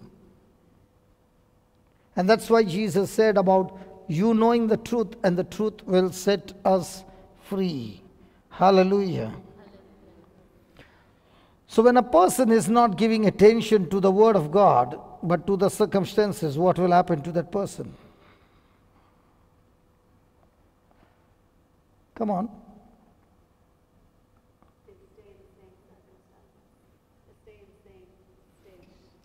Not only same, their condition will become worst. Hallelujah. Hallelujah. So very, very important is that this word has to be planted in our heart. Now please understand, you will say, all that I'm listening to you is words of motivation, words of inspiration. You are only speaking words which are positive thinking. Now, this, what we are listening now, is not positive thinking. Positive thinking is that for every opposition, you think it positive. But this is not positive thinking. This is thinking based on the Word of God. So if I have the Word of God with me, I have the document that gives me the faith. What the world has done is it has taken the promises of God, and remember, God's promises are always to encourage you, to motivate you, and to build you up. So what have they done? They have taken the principle from the Bible and got the hero out. The author of all those promises is Jesus. Now a person can say, okay, positive thinking, I want to go to Ireland. I am going to Ireland, I am going to Ireland, I am going to Ireland. And he keeps on positive thinking, buys his ticket. Now at the immigration they tells him, hey, come on, where's your visa? I don't need a visa. I'm thinking on positive thinking. Positive thinking will take me through. Will it take you through? No. But the other person has got the documents right. Does he need to do positive thinking or trust the documents? In the same way, the Word of God is a document signed by God through Jesus. It has been delivered to us, and now you're holding on to those documents, and every question that is being asked, you're presenting the right documents. The documents of faith. Hallelujah. Hallelujah. But if you are trying to travel or live your life without the documents called the Word of God, then you are a Christian who had the documents but did not know the documents and therefore lived a miserable life. I was told a story that this man was going on a ship for 15 days.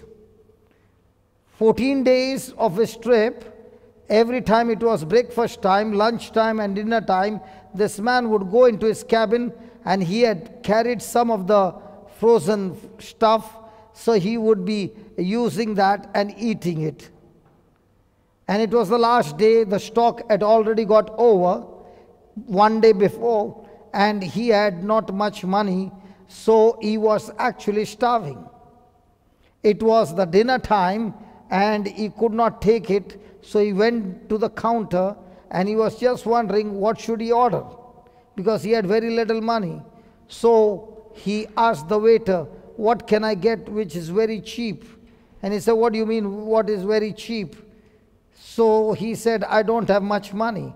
So he said, you don't need money. Do you have the ticket? He said, yeah, I've got the ticket. He showed him the ticket and he said, listen, when you bought the ticket, you bought along with it all the package of eating and having all the entertainment on the ship was all paid in full when you bought the ticket. Now 14 days he was starving. In the same way, when Jesus baptized us, he baptized us, praise God, with the full package of heaven. Hallelujah. Hallelujah. And when you do not know your package, you are sitting in one corner and struggling and praying and saying, God, can you give me something? And he's saying, listen, the whole package is yours. What do you think would have happened to that man after 14 days and it's the last lunch that he's going to get on from the ship? And he's been very hungry and now he's eating. And that's the time he comes to know that all those 15 days, the food that was served was absolutely free. In the same way, all these healings that you see is absolutely free because Jesus paid the price. Hallelujah. Hallelujah. Everything in God's kingdom can be received by faith and not be earned by our works.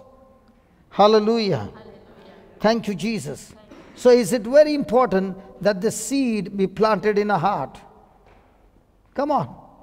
So write down with capital letters, when my heart, write down, when my heart decides the destination, when my heart decides the destination, my mind will design, my mind will design the map to reach it.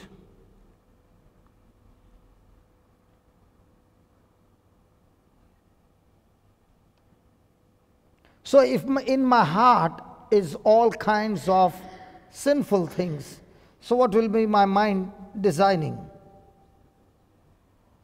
I remember there used to be a worker in my factory. He used to be a person who used to drink every day.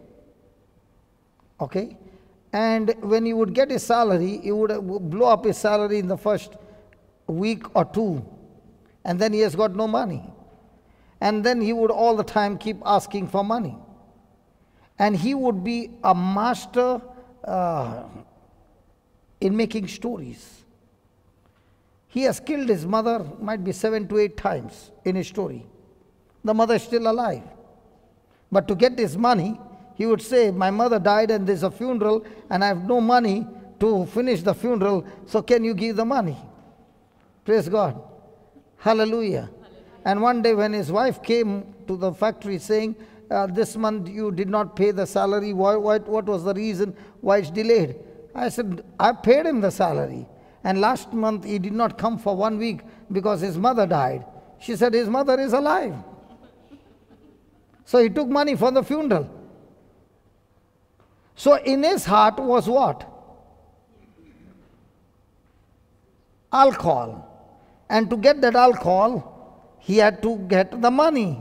Now, would he make the stories? Yes. So in the same way, in my heart is planted the seed, the word of God. What will be my mind all the time thinking on? How to get this word working in my life, manifested in my life, and how am I going to use this word every day in my life? So do we fill our heart with the word, or do we fill our heart with what the doctor said?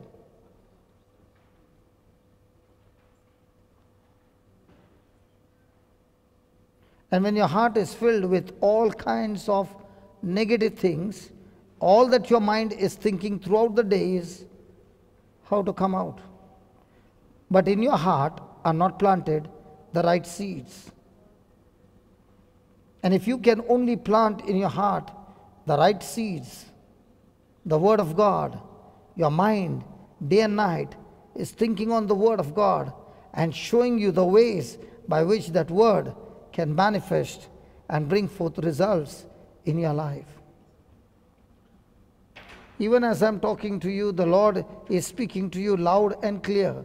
And when you look at my finger, you know the Lord is saying the kind of future that He has for you is amazing, great, but the heart is filled with all situations, all hurtful memories, painful memories, and what this one did to you and that one did to you. Heart is filled with all those things, and as long as the heart is filled with all those things, the mind is all the time torturing you.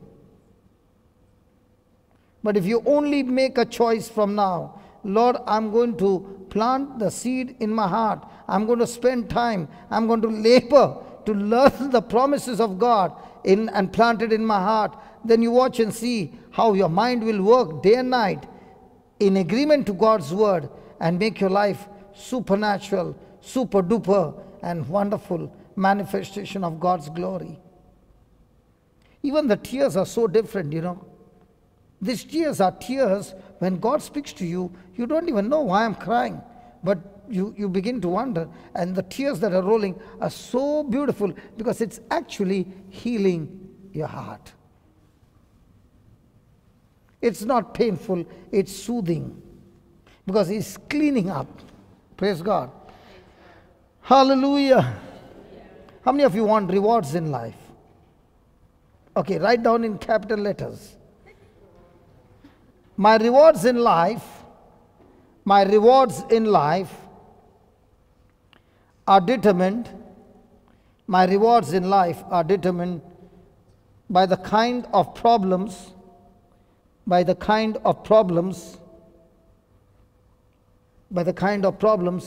I'm willing to solve for others.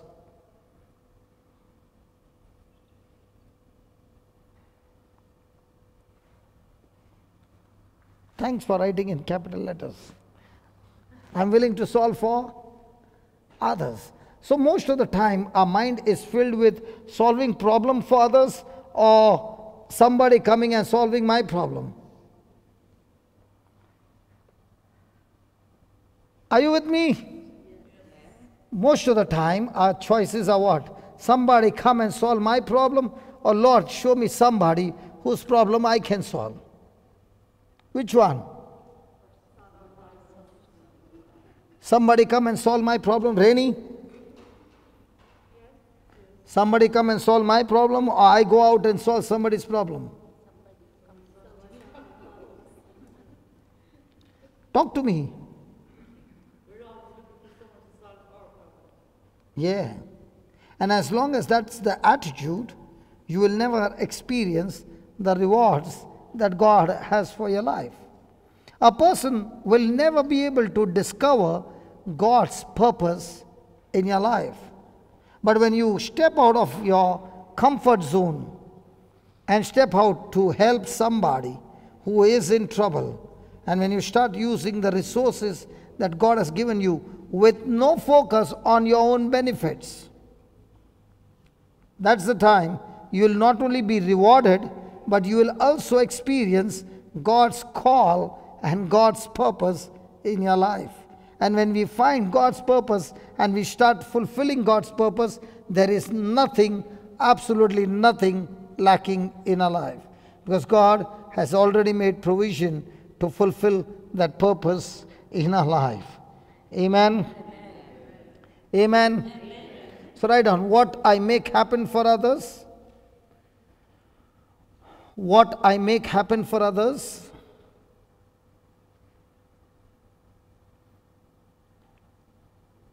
God will make happen for me.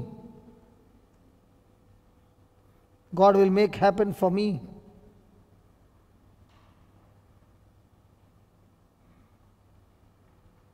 So are there chances when somebody has done something wrong to you? Yes. And when they have done something wrong, it was a mistake. Do you have a right to let them go, forgive, or take authority over those situations? When somebody made a mistake, can you blast that person? Or can you even forgive and forget about that situation? If you are blasting that person, when you make mistake, don't ever think that you will get mercy or kindness. You will also get blasting, but you will get much more than all that you have blasted.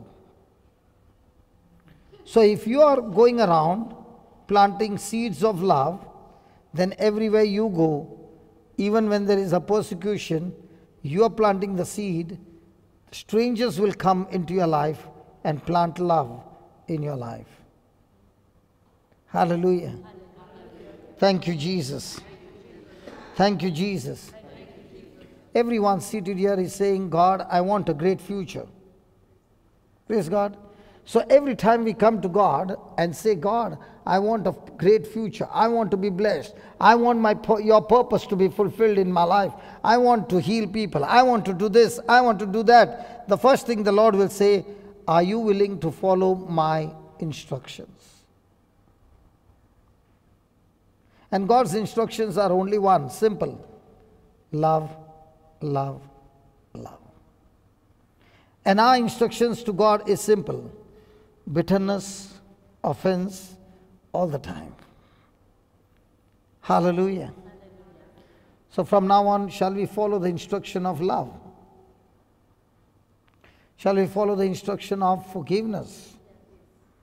Shall we follow the instruction of always being for others? Hallelujah. And if that is the condition of our heart, and that is what we are practicing, in no time you will see the, the seeds of the Word of God flourishing in our life. Praise God. Hallelujah. Thank you, Jesus. Thank you, Jesus. So we wrote that the mind has to be tamed with the Word of God, and it's not merely positive thinking. The last thing we wrote was the mind requires a constant thought check.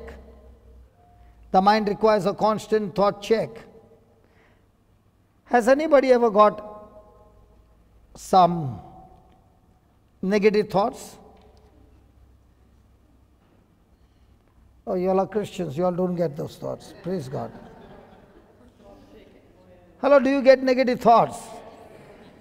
When was the last time you got? Which year? Look at her. Jason, your mom is saying she's getting negative thoughts every day. We get once in a year. Praise God. Something is wrong with you. Now, when we get those thoughts every day, every moment, praise God, are we constantly having vigilance over those thoughts, or are we constantly on a thought check? How many times it has happened to you that you got some thoughts and the emotions made you move in that direction, and when you're actually in that action, you can hear in your spirit a voice saying, what you're doing is wrong. Why do you get that voice? Because you're very sensitive to the Holy Spirit. Hallelujah. Hallelujah. And when you get these thoughts, do we follow the thoughts, or do we still continue to do what we want to do? And if we continue to do what we want to do, we will always see a turnaround, that those very thoughts which were supposed to bless us, and because we have disobeyed and not submitted, we have opened the door for the enemy to strike us when we face trials in our life. Amen? So write down, when the enemy attacks us,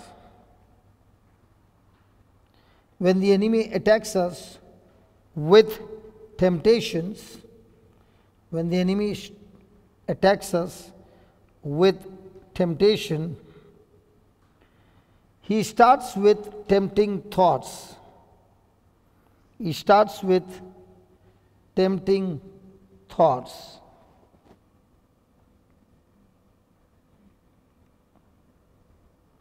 However, we can fight those tempting thoughts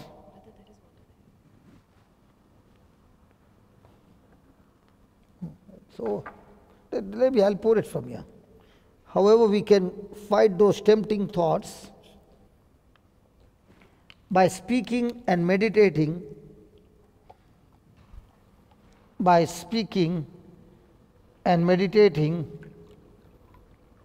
on the Word of God.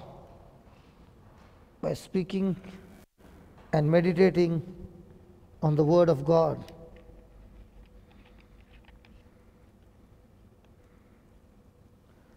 This is why it is so important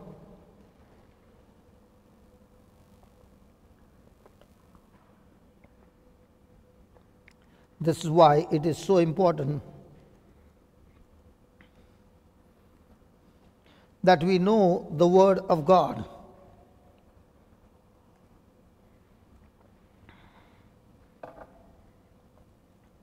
That we know the Word of God.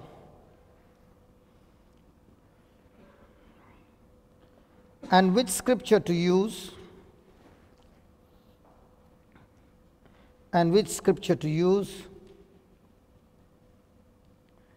when the enemy,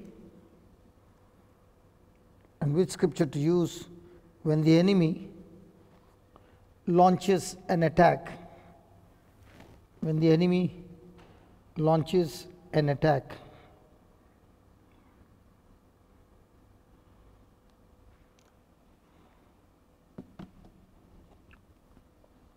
Have you ever felt being drunk in the Spirit? Want to experience? I just asked you, do you want to experience? You already packed your bag and okay, what did we write? Just read this. When the enemy attacks us with temptation, he starts with tempting thoughts. However, we can fight those tempting thoughts by speaking and meditating the Word of God. That's why it is important that we should know the Word of God, use when the enemy launches an attack. So, I'm going to ask you, just write down, the Spirit of the Lord is upon me, my God Himself has anointed me. Read that. The Spirit of the Lord is upon me. My God Himself has anointed me. You want to copy and paste? Okay, just write down, just read the first two lines. The Spirit of the Lord is upon me, because He hath anointed me to preach the gospel to the poor. Do you want that? Yes. Do you want to preach? Yes. Yes, okay. Now close your eyes and keep on repeating these words. And when you are repeating, meditate that you are actually preaching the Word of God and see what happens. I don't know. The Spirit of the Lord is upon me. My God himself has anointed My me God himself has anointed me to preach the gospel to the poor. to preach the gospel to the poor. Keep saying that. The Spirit of The the Lord Spirit is of the Lord is upon me. My God himself has anointed me to preach the gospel to the poor. The Spirit of the Lord is upon me. My God himself has anointed me to preach the gospel to the poor. Beautiful. The Spirit of the Lord is upon me. My God himself has anointed me Very to good. preach the gospel to the poor. The Spirit of the Lord is upon me. Very My good. God himself has anointed me to preach the gospel to the poor. The Spirit of the Lord is upon me. Believe what you're speaking. Yeah. My God himself has anointed me to preach the gospel to the poor. The Spirit of the Lord is upon me. My God himself has anointed me to preach the gospel to the poor. The Spirit of the Lord is upon me. My God himself has anointed me to preach the gospel to the poor. The Spirit of the Lord is upon me. My God himself has anointed me to preach the gospel to the poor. The Spirit of the Lord is upon me. My God himself has anointed me to preach the gospel to the poor. The Spirit of the Lord is upon me. My God himself has anointed me to preach the gospel to the poor. Very good. The Spirit of the Lord The is Spirit of the Lord is upon me. My God himself has anointed me to preach the gospel to the poor. The Spirit of the Lord is upon me. My God himself has anointed me to preach the gospel to the poor. The Spirit of the Lord is upon me. My God himself has anointed me to preach the gospel to the poor. The Spirit of the Lord is upon me. My God himself has anointed me to preach the As gospel you are to the poor. speaking, you are experiencing the power. Come on, speak. The Spirit of the Lord is upon me. My God himself has Believe he is anointed all me upon you. to preach the gospel to the poor. Believe. The The Spirit of the Lord is upon me. My God himself has anointed me to preach the gospel to the poor. The Spirit Believe of the every God, word that you're speaking. Spirit of the Lord is upon me. My God himself has anointed me to preach the gospel to the poor. The Spirit of the Lord is upon me. My God himself has anointed me to preach the gospel to the poor. The Spirit of the Lord is upon me. My God himself has anointed me to preach the gospel to the poor. The Spirit of the Lord is upon me. My God himself has anointed me to preach the gospel to the poor. Yeah, tell me what's happening to you. I'm feeling very warm all over my body And- and down my back. And having a different mind feeling. Yeah, I feel I'm being led by the Lord. Okay. Now, how much time did it take? Just a few minutes did it. Okay. And all throughout your life, okay, were you getting stressed, burdened, Yes. hurts, pain, sorrow? Okay. Now what you said, do you find any of those things? No. And now when you're speaking to me, you don't even know why you feel like crying. Is it right? Yeah. You don't even understand why you are controlling your tears. That's the Spirit of God working in you. When you said the Spirit of the Lord is upon me, is the same Holy Spirit who created the universe. Is the same Holy Spirit who came on Adam, on Abraham, Isaac, Jacob, Moses, Joseph, David and Daniel and Isaiah and Jeremiah, and then Jesus, and then John the Baptist, and then all the apostles, and the same Holy Spirit is on you. So from now on, when you open your mouth and you speak the gospel, the person who is listening will be saying, she speaks as if she's speaking what I needed to hear. I've come with so much of burden and she's speaking exactly what I wanted to hear. How does that happen? It is because the Spirit of the Lord is upon you. He gives you the power to preach the gospel with power and authority. Now, do you have any of those depressing thoughts? But when you came, were you burdened? When you came in, were you burdened? Yes. Yes, I know that. And now when you said these words, are you burdened? No. You were experiencing the warmth of the Holy Spirit. You are experiencing freedom, and you are experiencing the joy. How much time did it take? I said, how much time did it take? I think the Lord might have been getting me ready my whole life. Yeah, so it's so easy. When you take the scripture, believe the scripture, close your eyes and start speaking, that seed not only sprouts, it brings forth the harvest. Okay? Thank you. Was that easy? Easy. So the next time some bad news comes or something comes, now how are you going to face it? By speaking the scripture to yourself over and over again and bring every thought into captivity. Okay? Thank you. God bless you. Thank you very much. Hallelujah. So what time do we take a break?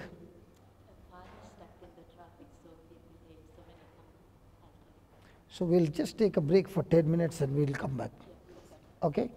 We'll just take a break for 10 minutes.